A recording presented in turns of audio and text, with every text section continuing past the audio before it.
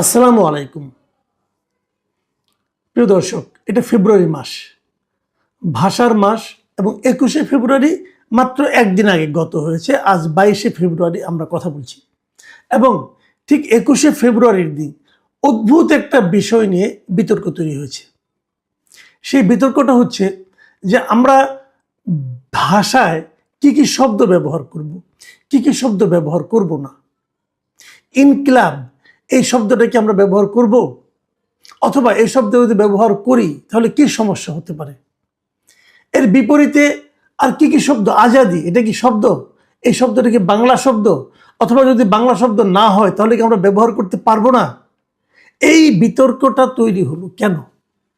আপনারা লক্ষ্য করবেন যে 2024-এর অগাস্টের আন্দোলনের পর আমাদের এখানে নতুন নতুন কিছু শব্দের উদ্ভব হয়েছে, এবং এগুলি বেশ উদ্ভব না আগেও ছিল, বাট এই শব্দগুলো বেশ প্রচলন করার চেষ্টা করা হচ্ছে, চাপিয়ে দেওয়ার চেষ্টা করা হচ্ছে। যেমন ইনসাফ, যেমন আজাদি, যেমন ইনকিলাব, ইনকিলাব জিন্দাবাদ, এগুলি বলা হচ্ছে বারবার। ইনকিলাব মঞ্চ হয়ে গেল, তো এইগুলি কিন্তু হচ্ছে। এখন এই শব্দগুলো কি আমরা চিনি না, আমরা জানি না, জানলে আপত্তি কোথায়, অথবা না জানলে সমস্যাটা কোথায়? দেখুন, এটা নিয়ে আমি গতকালকে একটা টকশোতে ছিলাম, আমাকে এই প্রশ্নটা বারবার করা হচ্ছিল, যে আমি সেখানে একাধিকবার বলেছি, দেখেন বাংলা ভাষায় অনেক বিদেশি শব্দ আছে, এবং সেই বিদেশি শব্দগুলো থাকাটা কোনো অন্যায় না।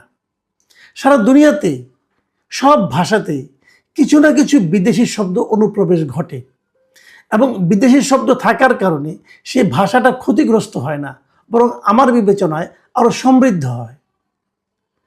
এটা একটা স্বাভাবিক প্রক্রিয়া, সব দেশে আছে, সব ভাষাতে আছে।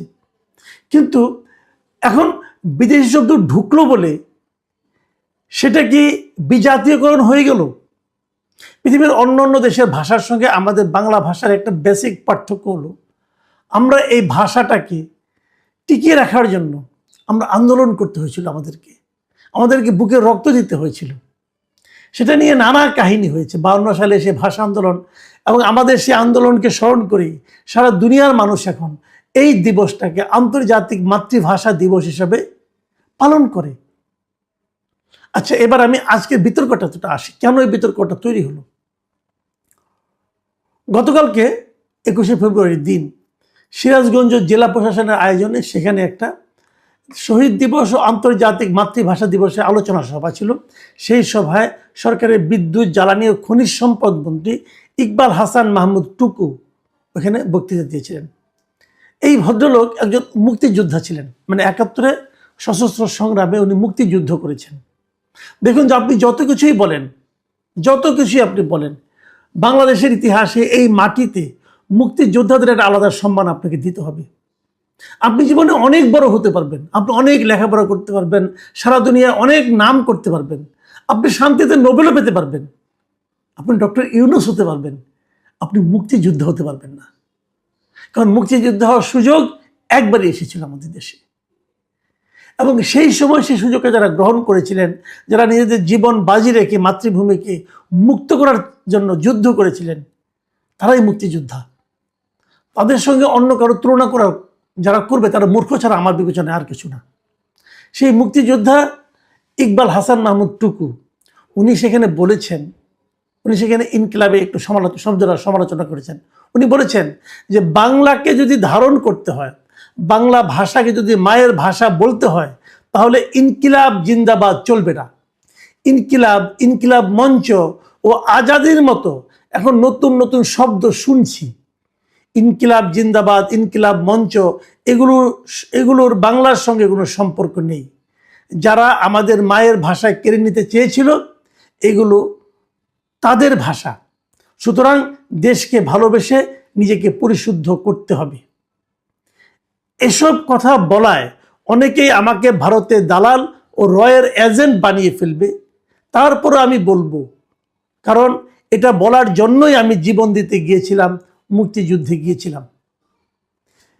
ইকবাল হাসান মাহমুদের এই বক্তব্যের মধ্যে কিন্তু আবেগ আছে, এবং আমার মনে হয় কিছুটা যুক্তিও আছে।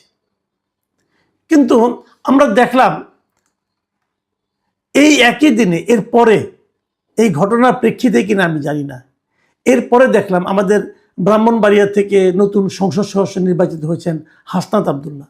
তিনি এনসিপির একজন নেতা এবং সেই সঙ্গে হাসিনা বিরোধী যে আন্দোলন ছিল সে আন্দোলনেরও একজন নেতা ছিলেন। ওনাকে আমি সবসময় দেখেছি বেশ লজিক দিয়ে কথা বলেন। তিনি তার ফেসবুকে এই 21 তারিখে সন্ধ্যা 6:16 এবং ইফতারের একটু পরেই একটা পোস্ট দিয়েছেন, এক লাইনে 2টো শব্দ মাত্র। সেখানে লিখেছেন ইনকিলাব জিন্দাবাদ, লাল ব্যাকগ্রাউন্ডের মধ্যে বড় করে লিখেছেন এবং এটা নিয়ে বেশ আলোচনা হয়েছে। প্রচুর লোক, প্রায় আমি এই যে এখন একটু আগে আমি দেখলাম প্রায় 9,94,000 লোক এটা রিয়েক্ট করেছে, এর সঙ্গে কেউ পজিটিভ কেউ নেগেটিভ। আবার 1,37,000 কমেন্টও পড়েছে, আবার কেবল 37,000 শেয়ারও হয়েছে। বিশাল ব্যাপার। এবং তারপরে কিছুক্ষণ পরেই উনি, এখন থেকে 19 ঘন্টা আগের কথা বলছি, উনি এই হাসনাত আবদুল্লাহ আরেকটা ফেসবুকে স্ট্যাটাস দিয়েছে, পোস্ট দিয়েছে। সেখানে এই ইকবাল হাসান মাহমুদ টুকুর একটা ছবি দিয়ে, একটা ভিডিও দিয়ে, যে জুলাইয়ের পরে উনি যখন দেশে ফিরলেন তখন উনি কী বলেছেন সেগুলো বলছেন। তার সঙ্গে লেখা ছিল যে জুলাই আন্দোলনের পরে এসে এই নেতা ইনকিলাব জিন্দাবাদের বিপক্ষে অবস্থান নিতেছে, ছাত্র জনতা তোমাকে এবার দেখে নেবে ইনশাল্লাহ। তার মানে বোঝা গেল যে আগের ওই স্ট্যাটাসটা উনি দিয়েছেন বেসিক্যালি ইকবাল হাসান মাহমুদকে লক্ষ্য করেই। এর মধ্যে আরও একটা ঘটনা ঘটেছে। সেই ঘটনাটা হলো যে ডক্টর ইউনূসের যিনি প্রেস সেক্রেটারি ছিলেন মিস্টার শফিকুল আলম, তিনি একটা পোস্ট দিয়েছেন এবং ওই পোস্টটা উনি ইংরেজিতে লিখেছেন, ওটা 21 তারিখে দিয়েছেন। সেখানে উনি লিখেছেন ইনসাফ is a beautiful Bangla word, so is ইনকিলাব, সো আর ফয়সালা, আজাদি, জিন্দাবাদ and Awami and League, so is C dot dot লিংপং। মানে এই শব্দগুলো যে আপনার যে বললাম, যে উনি বলতে যাচ্ছেন যে ইনসাফ একটা চমৎকার সুন্দর বাংলা শব্দ, ইনকিলাব, ফয়সালা, আজাদি, জিন্দাবাদ, আওয়ামী লীগ, এই সবগুলি নাকি খুব চমৎকার বাংলা শব্দ। এবং একই রকম ওই খুব ইদারিং সময়ে খুব প্রচলিত একটা শব্দ আছে না, চু দিয়া, চু তারপরে আর ডট ডট দিয়ে ধরেন আপনার লিংপং, এটাও নাকি খুব চমৎকার একটা বাংলা শব্দ। এটা লিখেছেন শফিকুল আলম। এখন এটা একটা ইস্যু হয়ে গেছে, আসলে এটা বাংলা শব্দ কি শব্দ না। দেখেন আমি বলি এগুলি আসলে একটাও বাংলা শব্দ না, আমি শুরুতেই বলেছি। শফিকুল আলম নিজেকে অবশ্য খুব জ্ঞানী মনে করেন এবং উনি যতই জ্ঞানী হন না কেন, সরি টু সে, ওনাকে বলতেই হচ্ছে ভাই আপনি যে শব্দগুলি বলছেন এগুলি একটাও বাংলা শব্দ না। উনি হয়তো বলতে চেয়েছেন এগুলি চলতে চলতে বাংলায় রূপান্তরিত হয়েছে, না, এটা চলতে চলতে বাঙালি শব্দ না, এটা বাংলা ভাষার অংশ হয়ে গেছে। এভাবে ভাবেন, এটা বাংলা ভাষার অংশ হয়ে গেছে, কিন্তু এটা বাংলা শব্দ না। আমি আপনাকে বলি, আমরা যে বাংলা কথাই বলি না, আমাদের কথায় কিন্তু প্রচুর, আমি আগেও বলেছি, প্রচুর বিদেশি শব্দ আছে। কত শব্দ আছে এর একটা হিসাব আপনাকে আমি দিই। ডক্টর এনামুল হক, ডক্টর মোহাম্মদ এনামুল হক খুব বিখ্যাত একজন ভাষাবিদ ছিলেন।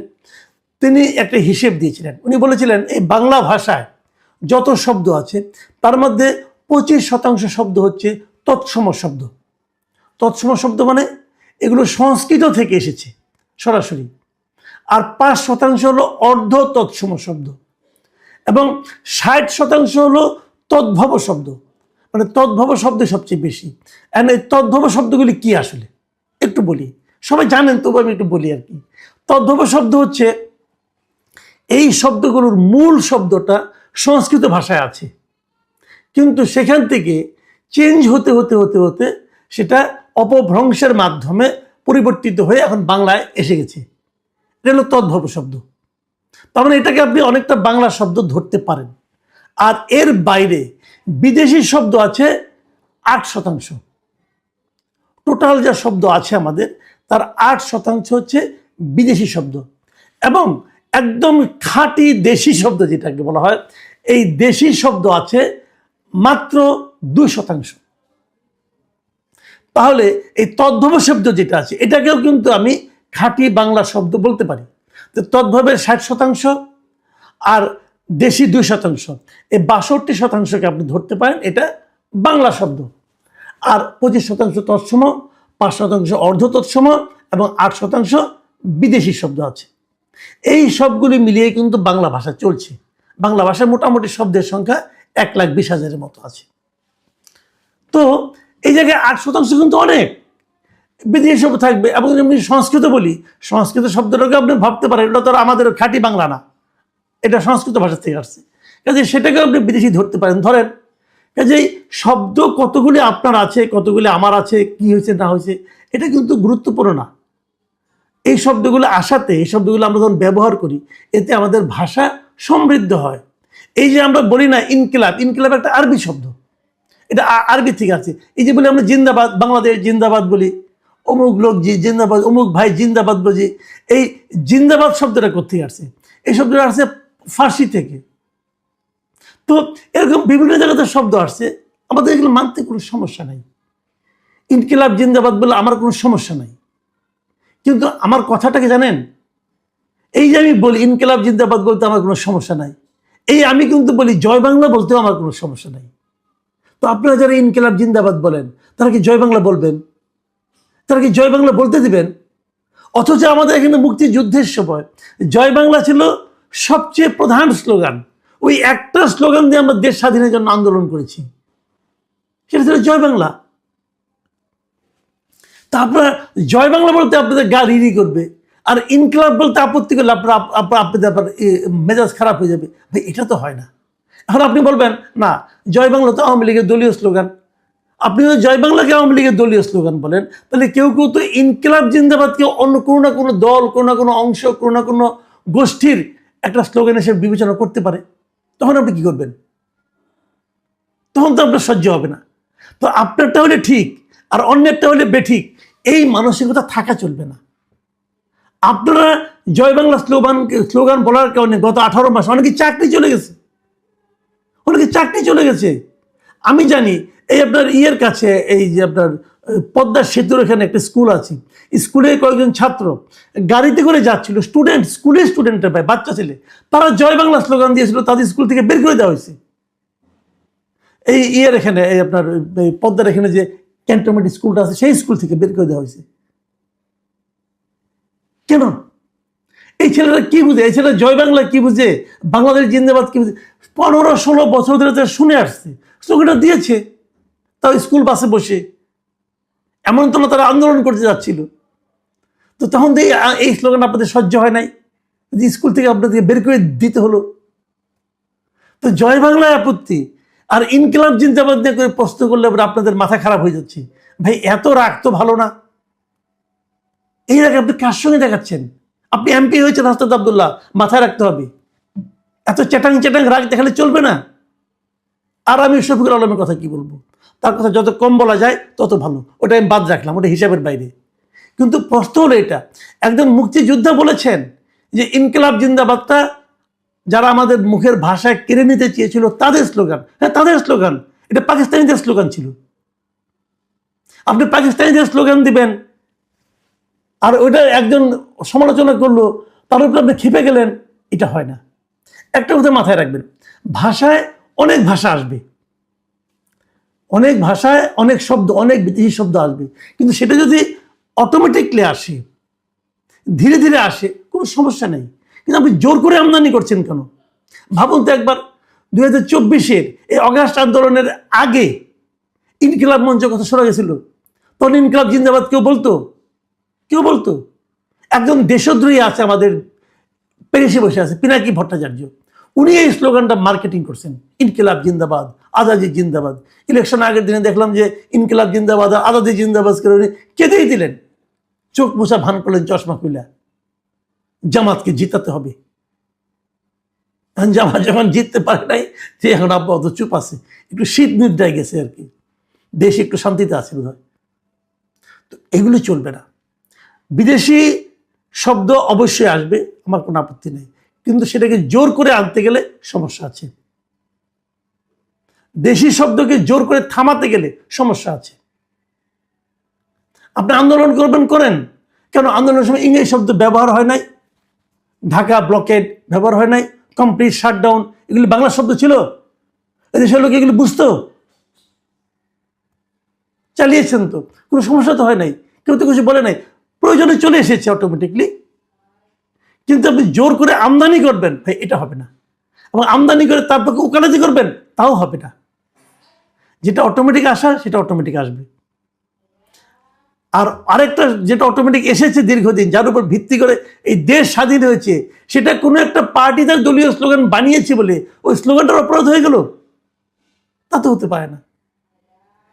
এইভাবেই ভাষাকে বিশ্লেষণ করতে হবে। ভাষার মধ্যে রাজনীতি ঢুকাবেন না প্লিজ।